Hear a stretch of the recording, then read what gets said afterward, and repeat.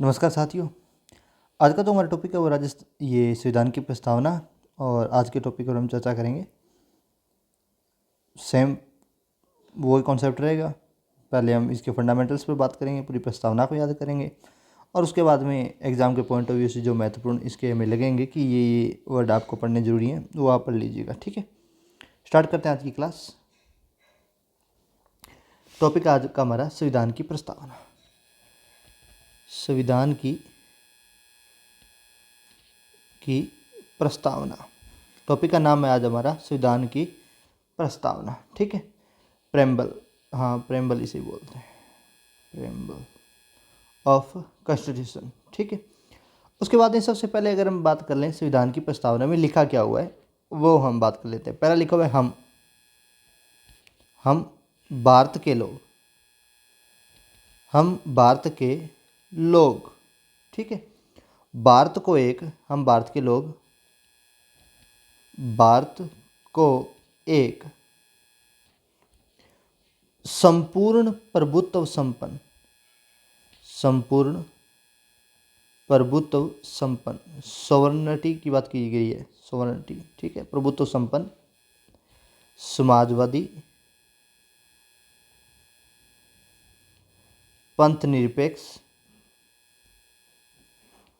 लोकतंत्रात्मक, लोकतंत्रात्मक गणराज्य, लोकतंत्रात्मक गणराज्य बनाने के लिए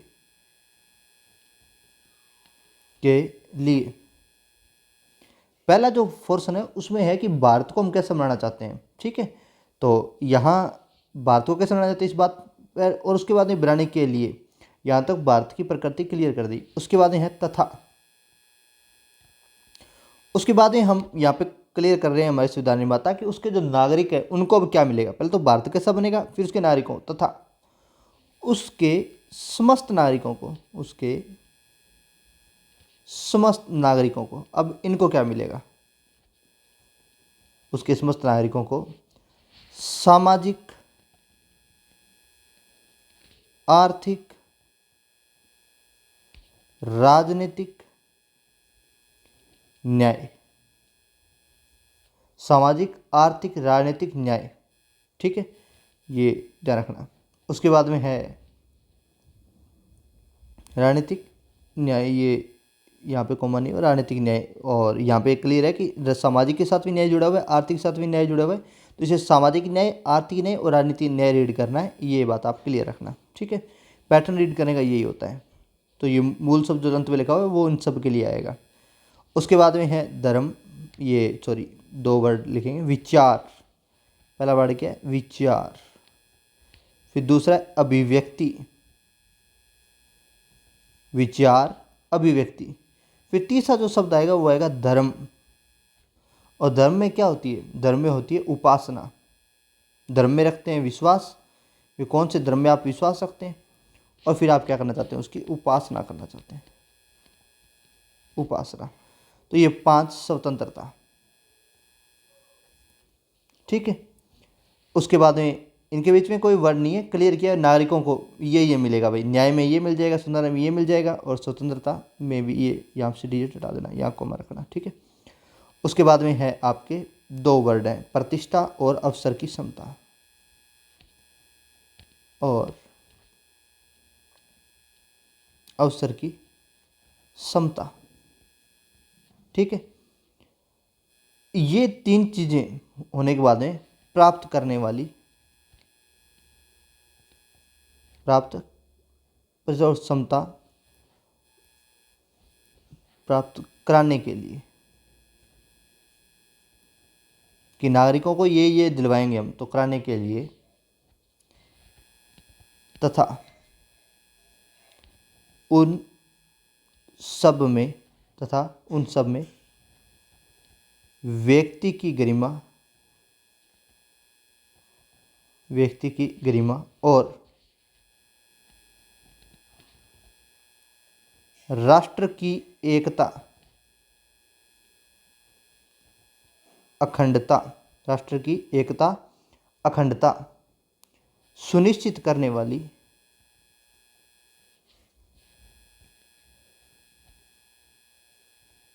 बंधुता बढ़ाने के लिए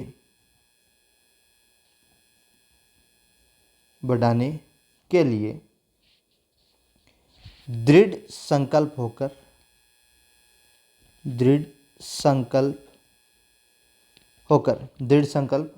होकर अपनी इस संविधान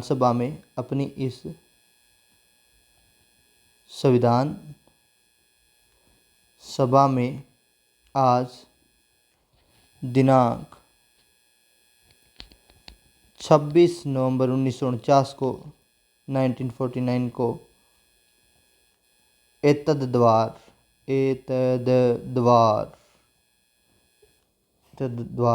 द्वारा इस संविधान को अंगीकृत, अधिनियमित और आत्मार्पित करते हैं। क्लियर बात क्या? आपको अगर ये थोड़ा सा वर्ड अगर कहीं दिक्कत आए कि इनमें से पहले कौन सा आएगा, फिर कौन सा आएगा, फिर कौन सा, इन 3 वर्ड आत्मार्पित करते हैं। इनमें चलिए बात कर लेते हैं प्रेम्बल पे, प्रत्येक चीज़ पे बात कर लेंगे, याद करने का इजी सा तरीका भी अपने ढूंढ लेंगे। पहले है हम भारत के लोग।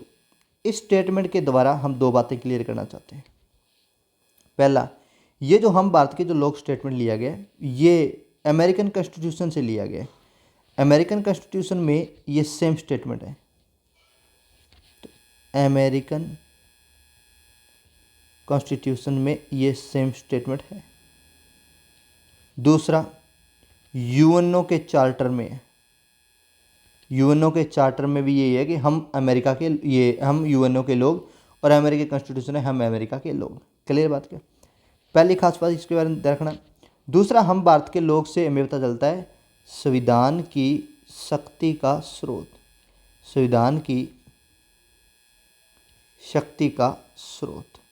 कि संविधान की शक्ति का स्रोत कौन होने वाले हैं? संविधान की शक्ति का स्रोत होने वाले हैं हम भारत के लोग। तो संविधान को शक्ति कहाँ से मिलेगी? हम भारत के लोगों से मिलेंगी। क्लियर बात क्या? इसलिए समक्ष शक्तियों का स्रोत या भी शक्तियों का केंद्र बिंदु कौन रहने वाला है? तो हम भारत के लोगों के बीच में रहने वाला है। क्लियर बात क्या? नेक्स्ट देखिए, भारत को एक, तो हमने इसको 2 पैरों में बांटा था। ठीक है, ये जो पहला पैरा था ये है भारत की प्रकृति के बारे में, भारत की प्रकृति कि भारत कैसा राष्ट्र होगा इस बात का उल्लेख करता है। ये सेकंड है, यहाँ से लेकर के यहाँ तक बात करने के लिए, यहाँ तक ये है नागरिकों को क्या मिलेगा को प्राप्ति, मतलब वो नागरिकों को क्या दे रहे हैं वो। क्लियर बात क्या? और फिर उसके बाद में एक चीज़ और वो भारत में देना चाहते हैं, वो भारतीयों को बंधुता। लेकिन बंधुता पर उन्होंने खूब सारी क्या लगा रखी है? शर्तें लगा रखी है कि बंधुता हम जरूर बढ़ाएंगे भारत में, लेकिन उस पर खूब सारी शर्त है। शर्त क्या है कि वो बंधुता व्यक्ति की गरिमा वाली होनी चाहिए, ऐसे नहीं व्यक्ति की गरिमा का उल्लंघन हो, और राष्ट्र की एकता और अखंडता सुनिश्चित करने वाली बंधुता ही करेंगे। अगर कोई भाईचारा जो राष्ट्र की एकता और अखंडता सुनिश्चित नहीं कर पा रहा है, राष्ट्र की एकता और वर्ड भी है इसमें, और अखंडता पर कुठाराघात करने की कोशिश कर रहा है, तो हम ऐसी बंधुता को नकार देंगे। क्लियर कट बात है। चलिए, भारत की प्रकृति का उल्लेख मिलता है हमें पहले पैरे में, दूसरे में नागरिकों की प्राप्ति या नागरिकों के अधिकारों का उल्लेख मिलता है, तीसरे में बंधुता की शर्तों का उल्लेख मिलता है। अब यहाँ पे एक वर्ड है संपूर्ण प्रभुत्व संपन्न। इस वर्ड के बारे में आप थोड़ा सा सुन लीजिए। नीचे बात करें, हाँ चलो यहाँ बात कर लेते हैं। संपूर्ण प्रभुत्व संपन्न का अर्थ क्या लेंगे हम यहाँ?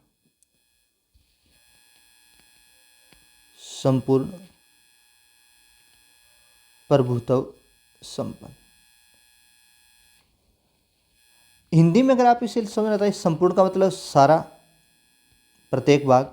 प्रभुत्व किनको मानते हैं? जो समय अपनी उत्पत्ति या समय अपनी शक्तियों, प्रभुत्व का मतलब होता है जो समय अपनी शक्तियों का नियमन करे, अपने कार्यों का नियमन करे, उन्हें प्रभुत्व बोलते हैं। संपन्न, भारत इन सारी की सारी शक्तियों के नियमन करने में संपन्न रहेगा। आप ज़्यादा टेक्निकल ना समझना चाहें तो ये भी समझ सकते हैं कि भारत है वो आंतरिक और बाह्य, आंतरिक और बाह्य जो निर्णय होंगे, आंतरिक मामले होंगे, मामलों में किसी विदेशी सत्ता या ताकत, किसी विदेशी सत्ता या ताकत के अधीन नहीं है। क्लियर है बात। भारत है वो आंतरिक और बाह्य मामलों में किसी विदेशी सत्ता के, विदेशी ताकत के अधीन नहीं है। भारत आंतरिक व बाह्य मामलों में स्वतंत्र है। आप ये भी लिख सकते हैं, स्वतंत्र है। भारत है वो अपने आंतरिक और बाह्य मामलों में स्वतंत्र रहेगा। ये है हमारे यहाँ संपूर्ण प्रभुत्व संपन्न का अर्थ। क्लियर बात। क्या अगर आपसे पूछा जाए कि ये संपूर्ण प्रभुता किस में निहित है, क्या सरकार में है? संपूर्ण प्रभुता निहित किस में है? किस में निहित है? तो हमने ये क्लियर कर लिया है कि ये हमारी जनता में निहित है। तो संपूर्ण प्रभुता किस में निहित है? तो भारत की जनता में निहित है। क्लियर बात। क्या आप आंतरिक मामलों में, बाह्य मामलों में सुनिए, बाह्य मामलों में सबसे फेमस जो कोर्स आता है वो होता है विदेश नीति के लिए, विदेश नीति। क्लियर बात है। क्या तो संपूर्ण प्रभुत्व संपन्न मामला आप समझ गए होंगे। ऐसे कई बार आ जाते हैं स्टेटमेंट, तो आपको थोड़ा ध्यान रखना संपूर्ण प्रभुत्व संपन्न का अर्थ क्या लेना है हमें। नेक्स्ट है, एक इसमें सबसे बड़ा विवाद माना जाता है मेंस के पॉइंट ऑफ व्यू से, थोड़ा सा ध्यान रखिएगा कि भारत किसी भी अंतर्राष्ट्रीय संगठन का अगर सदस्य बन रहा है तो क्या उसकी संपूर्ण प्रभुता पर कोई प्रभाव पड़ रहा है? तो हम कहेंगे नहीं, क्योंकि सदस्य एक तो दबाव में नहीं बन रहा, स्वेच्छा से बन रहा है भारत। दूसरा, भारत उसकी सदस्यता कभी भी छोड़ सकता है। ठीक है, सदस्यता भारत उसकी कभी भी छोड़ सकता है। तो आपसे कई बार पूछा जा सकता है, ठीक है, ऐसा कोई संगठन का सदस्य भारत नहीं है जिसकी सदस्यता भारत कभी भी छोड़ ना पाए या किसी के दबाव में हम वहाँ हैं। भारत अपने हितों के लिए वहाँ गया हुआ है। ठीक है, तो क्लियर रखना। जैसे कॉमनवेल्थ के मामले में ये स्टेटमेंट दिया जाता है, तो ध्यान रखना कॉमनवेल्थ कि भारत कॉमनवेल्थ का मेंबर है, तो ये भारत की संप्रभुता पर कुठारा गाता है, तो हम कहेंगे नहीं है। नेक्स्ट जो वर्ड आएगा समाजवादी। आप जानते हैं पंथ निरपेक्ष और समाजवादी जो दो शब्द हैं वो संविधान में संशोधन करके प्रस्तावना में जोड़े गए। समाजवादी और पंथ निरपेक्षता। यहाँ से एक बात क्लियर है इस शब्द के साथ ही, क्या ये स्टेटमेंट पूछा जाए कि क्या प्रस्तावना में संशोधन हो सकता है? में संशोधन, तो हम कहेंगे हाँ हो सकता है। तो हम कहेंगे हाँ हो सकता है, ये किया ही गया है, तो हम मानेंगे कि प्रस्तावना में संशोधन हो सकता है। और वर्तमान में जो लास्ट फाइनल वर्डिक्ट है सुप्रीम कोर्ट का, उसके अकॉर्डिंग हो सकता है, दिक्कत नहीं है। क्लियर है बात। क्या दूसरा, ये समाजवादी वर्ड डालने से पहले समाजवादी शब्द कहाँ था? तो हम कहेंगे नीति निर्देशक तत्वों में था। तत्वों में समाजवादी तत्व निहित, समाजवादी तत्व निहित है। क्लियर बात। क्या नीति निर्देशक तत्वों में डालने से पहले समाजवादी तत्व किस में निहित था? तो हमारे ये समाजवादी शब्द डालने से पहले प्रस्ताव ने हमारे यहाँ समाजवादी तत्व कहाँ निहित था? तो नीति निर्देशक तत्वों में था। अगर नीति निर्देशक तत्वों में भी सबसे ज़्यादा जोर दिया जाए तो फिर आप 39 पर जाना। 39 जो है वो आर्थिक न्याय की बात करता है, तो वो समाजवादी ही की बात कर रहा है। उसके बाद में अगर पूछा जाए कि कौन सा समाजवाद भारत में है, भारत में कौन सा समाजवाद है, तो हम कहेंगे लोकतंत्रात्मक समाजवाद।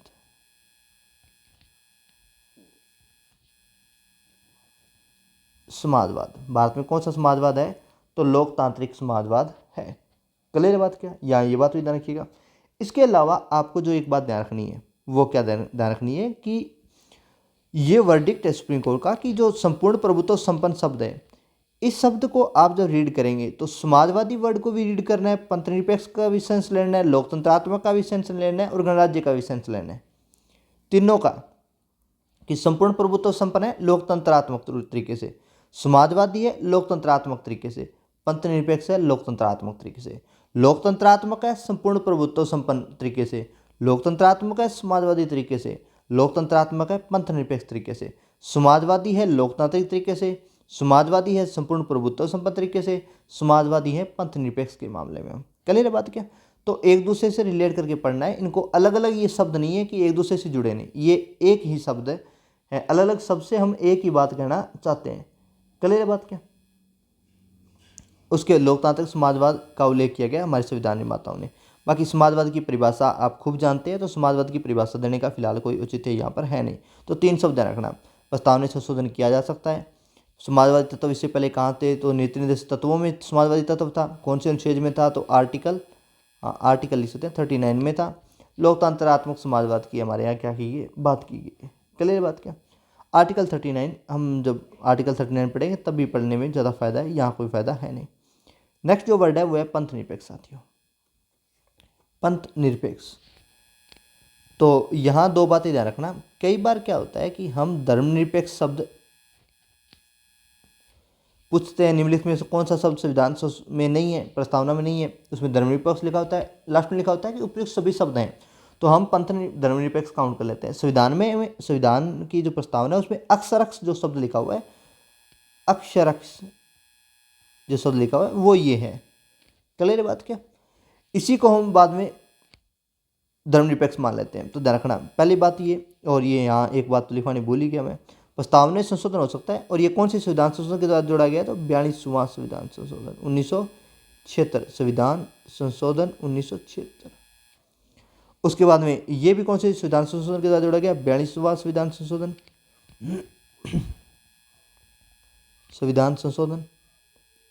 और वो भी कौन सा? तो 1976 का, 1976 लिखा ना, ठीक है। क्लियर बात क्या? यहाँ ध्यान रखना हमारी जो पंथ निरपेक्ष की परिभाषा है वो सकारात्मक पंथ निरपेक्ष है, सकारात्मक पंथ निरपेक्ष की बात की गई है।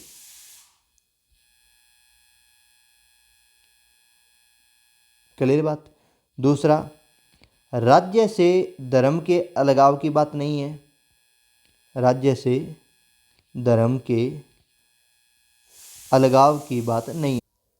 तीसरी जो बात ध्यान रखनी है, राज्य का कोई धर्म नहीं है, राज्य का कोई धर्म नहीं।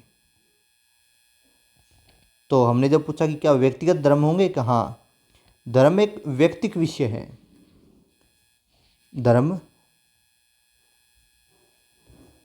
व्यक्तिक विषय है।